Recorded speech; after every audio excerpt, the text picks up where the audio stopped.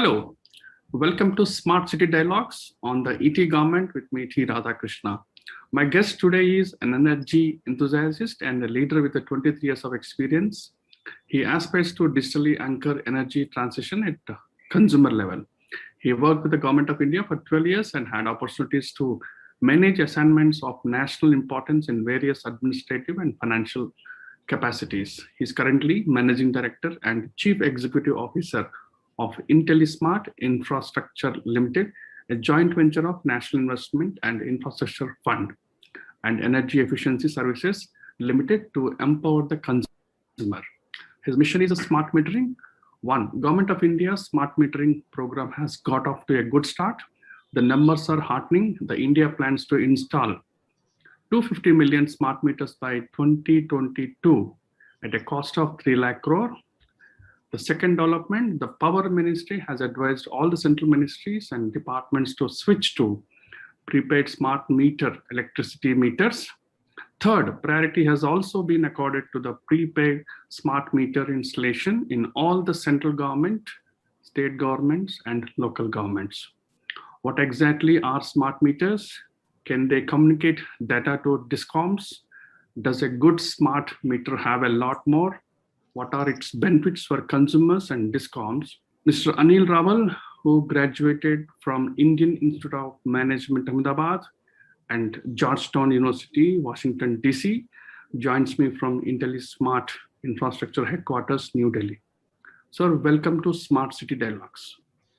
Thanks a lot. Mr. Radhakrishna. Just give us a brief on what exactly are smart meters. Can they communicate data to discoms? Does a good smart meter have a lot more? From where you are buying all these smart meters, and what are the benefits for consumers and discoms? Just briefly, if you can introduce. First of all, thanks a lot to ETGovernment having me on this platform. It's a pleasure. And I congratulate you for touching upon this very sensitive topic, which actually pertains to the growth of the country, I can say comfortably, because at the end of the day, energy and particularly power is the lead indicator of any growth trajectory for any country. And there's a direct correlation of more than 90% when it comes to growth and the power. And our power value chain has been doing extremely well, I can say with lots of confidence and pride. The way country has moved on renewable mission is exceptional, phenomenal. The way we have been able to do our transmission availability is again an exceptional move. Probably we are now on the most critical part of the puzzle, which is distribution sector. The power value chain relies in terms of cash flows from this segment. All the other players look forward to distribution sector to pay and flourish. Unfortunately, we as country have not been up to mark so far on distribution sector's financial health. Right? Operationally, I would say still we have done reasonably okay. Financial health has always been a point of concern, and that's where the connect of smart meters becomes critical. Why I'm saying so is that if we do a bit deeper analysis, we'll find the losses we make as a country more than 1 lakh crore per year on average. I'm saying most of it is on account of billing and collection losses, which basically means I, as distribution utility, provide services to you as a consumer, but I'm unable to either bill it or collect it from you. So, not going deep into the reasoning why, we have to focus on the solution. Can there be a solution which would help me as utility to recover my services charges from you, as well as help you to get services better? Because once you don't pay me, both of us suffer. I suffer financially and operationally. You as consumers suffer because you don't get the quality services. So, can there be something which can solve both of things? It's make a win-win situation. Then smart metering comes out as a holistic solution. How smart meter is different than normal meter is in terms of exactly you said, the communication. It communicates both ways. Any meter communicates one way because it gets signal from the electricity line and can read the consumption. But can a meter communicate back to the discom that how much consumption was done? And similarly, can communicate to the consumer that how much they have consumed, right? Both things, if they could be achieved, then it becomes a smarter way of doing it. And then whole story of gamut of benefits started emerging from this fountainhead of this communication, right? In that case, you have controls or say microcontrols in the meter, which actually not only measure the incoming power, but also communicate to the utilities cloud services that what consumer is consuming how much. Then basically it needs you as utility need not send a bill reader or disturb the privacy of the consumer repeatedly every month on month, right? Or else, if there is a problem in the meter or supply, there should be alert coming to me as utility. Why should consumer come running all the way to me? If I have to pay as a consumer, I should be able to pay from comfort of my home as we pay for the mobile bills. And if I don't want to consume a power more than what I need if I am comparatively from the lower strata, why should I be loaded with monthly bill? I can have a prepaid solution. I can charge for 20 rupees, consume 20 and relax for one day if I don't have the money. And that's empowerment. So it actually means consumer empowerment, discom efficiency, less working capital, and more financially sound, robust distribution companies, which actually is a green signal to a vibrant power sector as well as a vibrant economy. That's a complete outlook of smart metering on from the top, as you said, as a macro picture. That's the way I look at it. So Intellismart's mandate is to enable implementation of smart meters through the boot model to expedite the deployment, which shall replicate your parent organization ESL success so far on the same model. How difficult is the task? Because the numbers are very significant. You have 12 months plus 6 months, 18 months, you have the target is given to you. Is it achievable target? Is it large numbers? I'll just take a few seconds on Intellismart. So Intellismart, as you rightly introduced, is a joint venture of ESL and NIIF. So NIIF is Government of India backed largest fund for the infrastructure, and they have made a commitment to the distribution sector through us. And ESL, we know, is one of the best energy efficiency services company. Now, this company is formed for digital intervention, and our core purpose remains to be the most preferred digital partner of the utilities. Okay. Right. In this core purpose, smart metering plays out to the largest lion's share kind of contribution, because government's key drive on digitalization emerges on smart metering. So if you have to be doing anything digital, then the building block is smart meter, because building the smart meter would be leading to the enablement of data, which will lead to smart grid. Now, because government focuses on this, so our focus obviously naturally goes on this. We are, I can say with more clarity, is one of the players in the sector. We are not the sole player, nor a monopoly, nor a government company, which actually is required to do smart metering only. We are one of the players and actually look forward to having multiple players in the sector, because this space is so large. Because we are talking about 250 million smart meters. We are talking about 10 crore smart meters in next 2 to 3 years. It's not an easy task. It's, as you rightly brought out, there'll be more players around it, but we want to be main enabler in the process, and that's what we are trying to do. Our mandate is to take on this program as far as possible, and more than as the distance and the size, as robust as possible, as reliable as possible. When we talk about digitalization, the immense responsibility emerges on the cybersecurity, robustness of the program, and unreachable kind of credibility. That's a critical part of the mandate. So we are trying to cover all these aspects. So this basically means we are trying to have capacity to ramp up in terms of meter installation. At the same time, we are trying to have a large digital backend, which will be reliable, modular, so that we don't consume without the meters being there. it can allow the plug and play to the distribution companies. They can be on board depending on the merit and the cost efficiency. So we are working on the back end, which is actually the core of heart of the smart metering program, and on the front end, which is the meter installation. So we are building the technology, capability, manpower, and complete skill set under Intellismart. Currently, we are more than 100 people strong team, which is more and more digital oriented, and we are having we are obviously don't manufacture meters. We buy meters from the market, and we are developing our partners which can supply more and more meters. Similarly, we are developing our partners who can implement this program on the ground as far as ground activities to come in the picture. And where we are focusing is bringing right investment and the right skill set and digital strength on the program. So we become the connecting points between all these dots and enable this program to scale up as government of India desires. That's the way I see the picture. What is the status on the ground from your mission part of it? If you can just describe.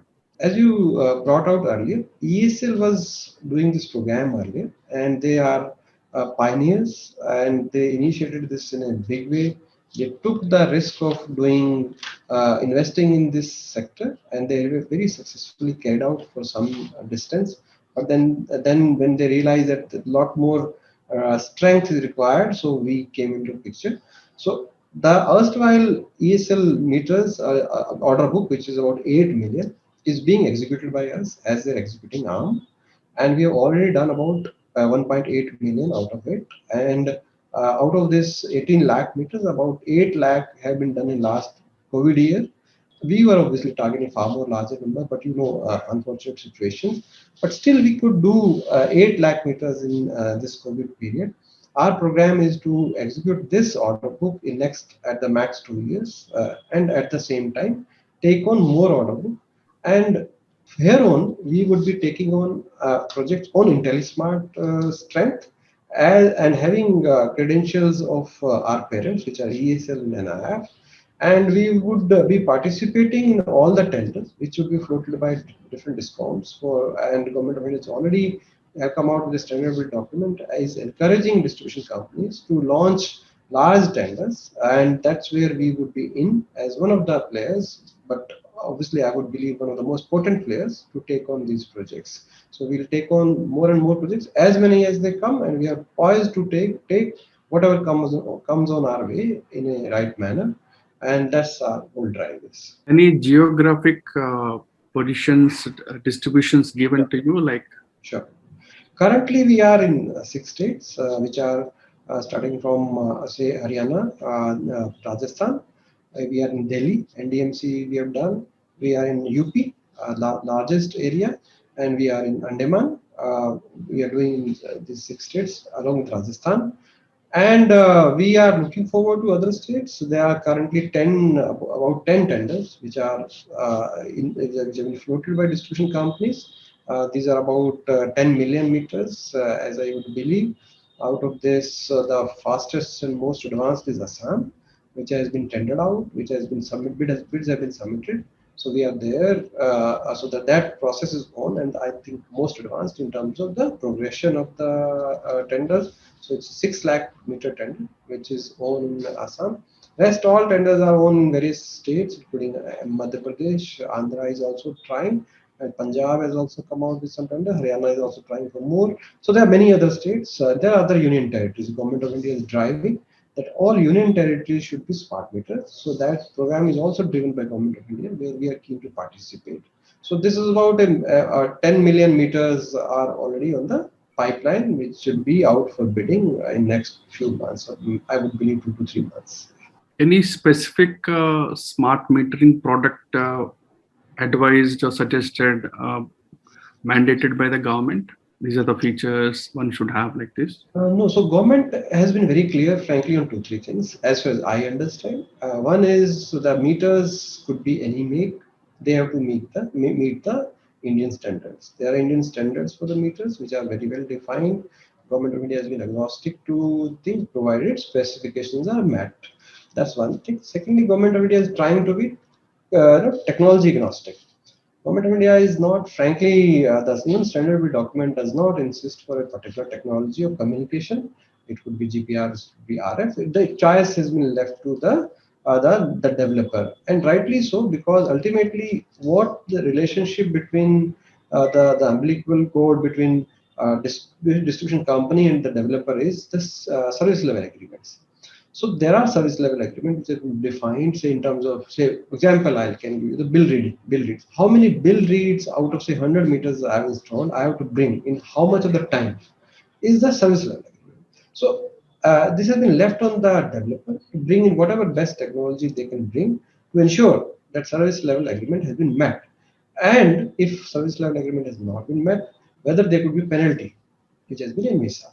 So this is a very incentive-based program, merit-based program, based on whatever technology you bring, just meet the service level agreements. That's the main underlying theme of the document, which is in for the bidding. So you function like a global meter asset provider that deploys the smart meters for the utilities by funding the entire capex model, recovers this via a lease model, which is generally professionally called as a pay as you save in this case.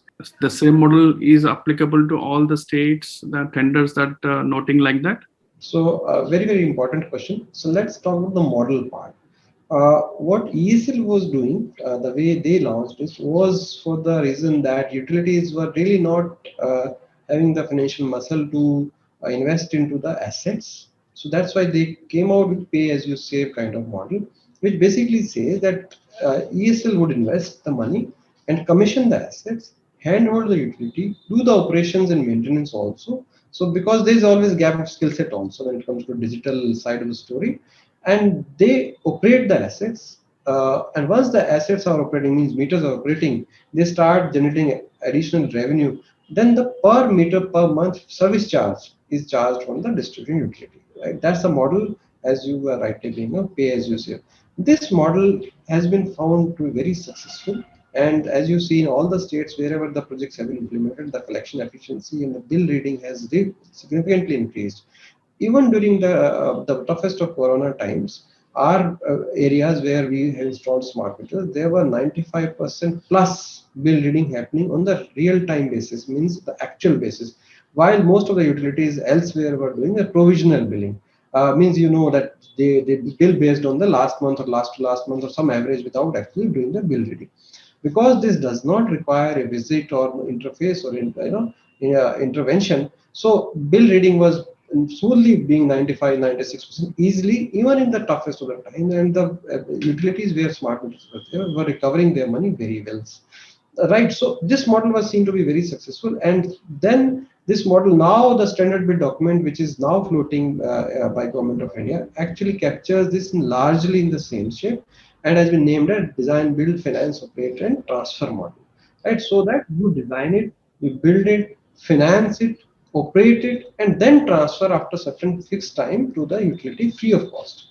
And there is a training period at the end of it, so that there could be transitional aspect, so that the discoms are enabled in terms of skill set and capability to take on these assets once the period is over. So that's exactly the model which is being followed, and is the Government of India model. And most of the states are being asked under this revamped scheme.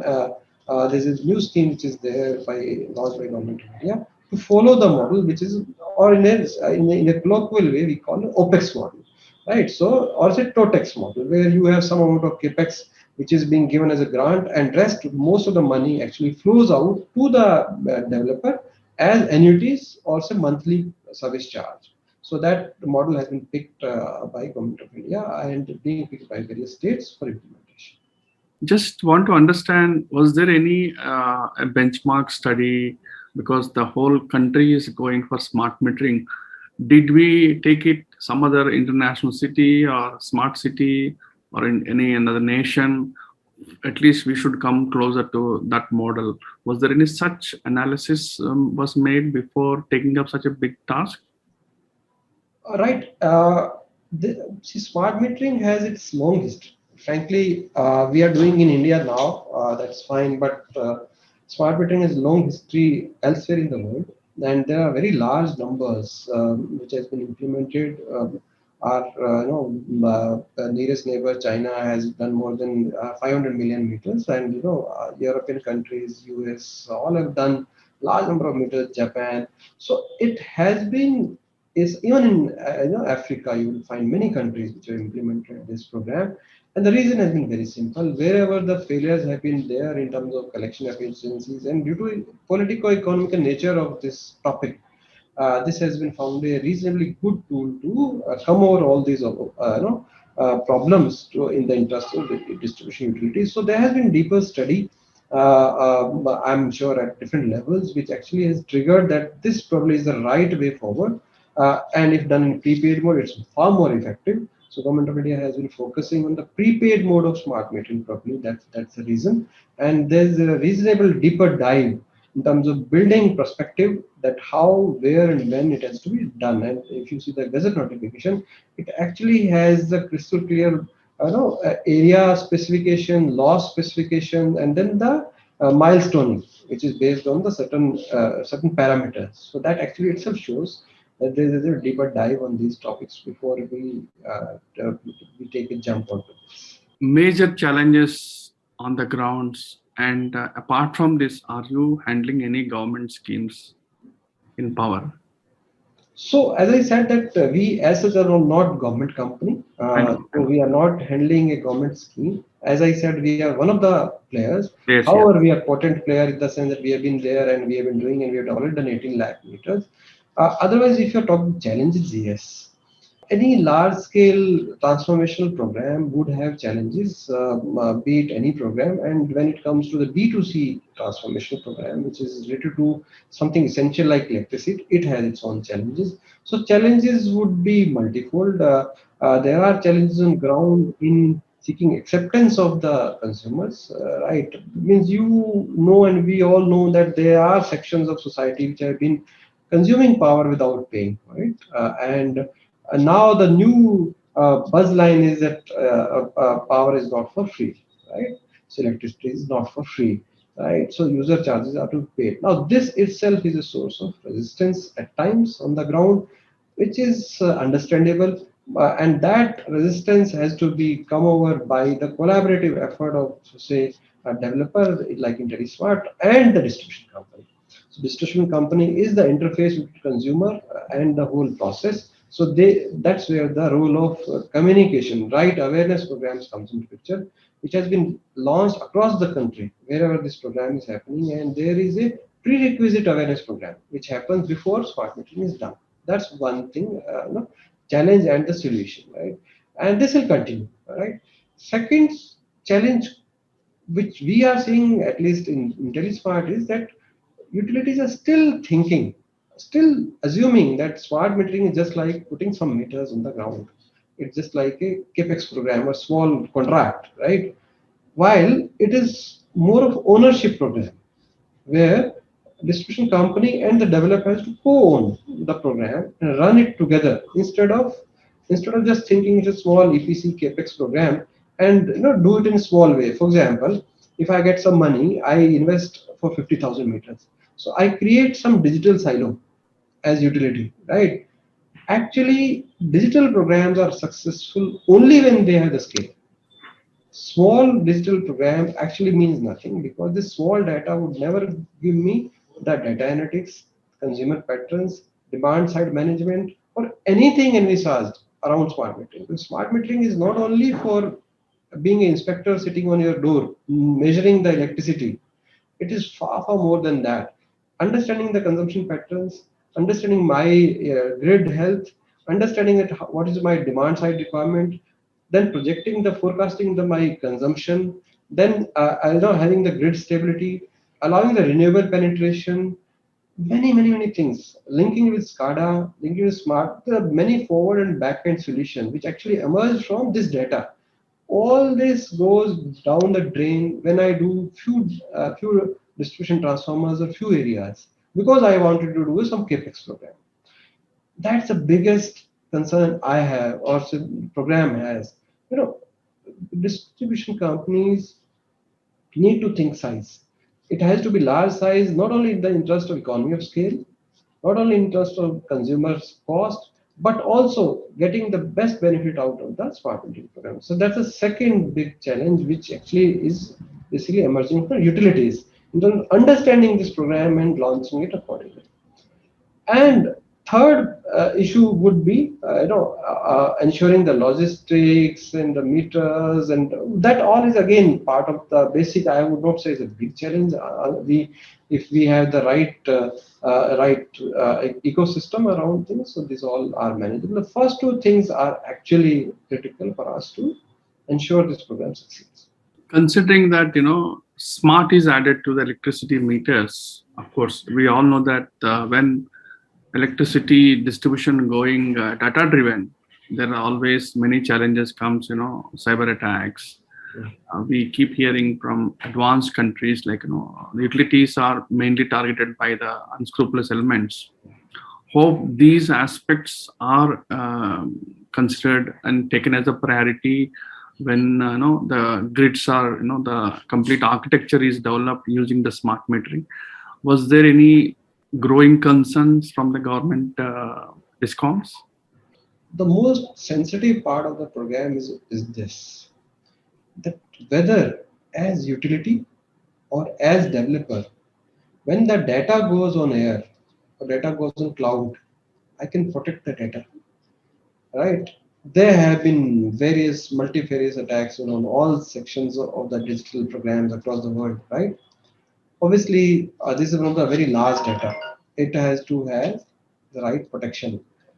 For that, I'll say two things. One, whether there are current standards available, whether there are current processes and protocols available, which if implemented can give us reasonable amount of confidence, then answer is yes, right?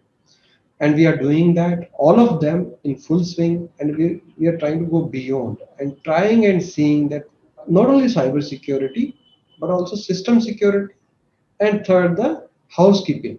These are all three different parts of the same story which you referred. Cyber security, system security, and housekeeping. Sometimes my cyber security is great, system security is very good, but my housekeeping is not up to mark. After all security is handled by people. If the people are not up to mark, then I don't do it well, right? Sometimes my people are good, my system fails, right? Sometimes my system doesn't fail, people doesn't fail, but an attack happens. So these are the three key angles of the issue which you raised. All three need to be plugged deeply, thoroughly, and rigorously, right? Standards are available, protocols are available, there are METI standards, and there are certain audits which are already there. But does it require more work? Certainly, yes. Because as I would believe, there is one matrix of unknown in this, which I don't know, which others also don't know, but still is having a potential of existing. So we have to crack this unknown to either known unknown or unknown known, right? At least one party should know. Either the developer should know or utility should know. Somebody should know so they can drive the effort towards known, right? So that's the challenge. We have to thrash more and more unknown part of this cybersecurity part, so that, and that's a continuous work. The day we feel that we have done it, we have lost it. So that's a very critical area where more and more work is required to be done. I would firmly believe when we go deeper into this program. Do you think discoms need to have a dedicated post like chief digital metering officer kind of a role so that they can strengthen their IT prowessness? Do you see that situation going to happen very soon? So I would prefer, frankly, not commenting on what they should have. What I would feel Yeah. that the documents, the tender documents, need to be far more stringent on this topic, right? Okay. And that work is happening. And let me tell you, that work is happening. So the developer has to ensure that what is required to meet that RFP tender requirement, but also state of the art security system, because any breach could be very dangerous in this case. So more work there also is required. One more disaster. Normally, electricity accidents do take place, fire accidents do take place. Can these grids can prevent, do we have such protocols existing available? Right. So this is a very large question. I would believe. So you're talking about the disaster on the grid stability side. You're trying Yeah. to refer to. Yeah, means that's a very large question and involves multiple stakeholders. But I can tell something with confidence that today our grid is one of the most stable grids, and the country has learned a lot over the years since last incident, which was reasonably large. Now it's quite a number of years it have passed. So grid is stable, but at the same time, we cannot be complacent. Why? Because there's more and more renewable is penetrating. With say 35% renewable penetration, whether we keep the grid fully stable on account of variances which emerge from the renewable is a large question. Actually, renewable is obviously most welcome step the country has taken, but it has its own pressures which come on the distribution utilities, right, and on the grid. Somebody has to pay for stability of the grid, and for building stability of the grid, battery storage is being thought of one of the solutions. But I advocate why we think battery is because we are trying to sync our demand with the supply, right, and then have some reserve in case the two don't match. Now smart metering is even better solution. Why?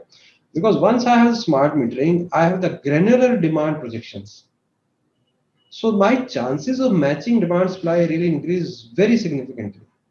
And that's where I said smart metering is harbinger of renewable growth in this country. You have put a very, very important question, and actually it's not deliberated much among people. People don't see that side of the story. Now, renewable penetration has a challenge in terms of grid stability, as you rightly brought out. Grid stability is because we are unable to forecast our demand, and we can't forecast because I don't have the data. I don't have data because it's not granular. Granular data emerges from smart meters when it gets linked to the DT or distribution transformer data, and energy accounting happens as a real-time data. Smart meters throw every 15-minute data. That gives me very good control on my demand side. Then I can manage the supply side and match it. I can handle renewable penetration far better. And that thanks for raising this question. Actually, this is a very sensitive question. And in unless we are building well on smart grid and smart meters, frankly, renewable penetration would be becoming more and more bigger challenge as we go on ahead. Tell me, is SCADA compulsory for all discounts and your top priorities for this financial year, if you can? Right. So SCADA, if I can talk about smart metering, SCADA is not must. Smart metering doesn't need a SCADA, but to drive benefits of smart metering thoroughly, I would believe SCADA would certainly be essential, right? As we go forward. That's one thing. And my top priorities, obviously, as I said, our core purpose is to the most preferred digital partner with the distribution companies. So my priorities emerge from the fact that we have to strengthen our smart metering program, take it from 6 states to probably at least 10 within this FY, and increase the numbers. We are targeting 2 crore meters in next 2 years for us at least. And in addition, we are trying to do digital analytics solutions for adding an increased revenue source for the distribution companies. For distribution companies, they have treasure, which is data, which is thoroughly untapped. So when I do smart metering, I add to this treasure, but this treasure has to be converted into some delivery, and that is through data analytics and artificial intelligence. So we are doing pilots with discoms how to enhance value creation and revenue beyond selling energy. Selling energy has a spin-off, which is the analytics. Can we drive more revenue for the distribution companies through this exactly the treasure which is emerging in smart metering? So they make money beyond selling the energy, and that's key drive for us. Mr. Anil Rawal, thank you very much talking to Smart City Dialogues and sharing your valuable insights. Thanks a lot, Mr. Radhakrishna and the ET government for having me again, and pleasure interacting. Thank you.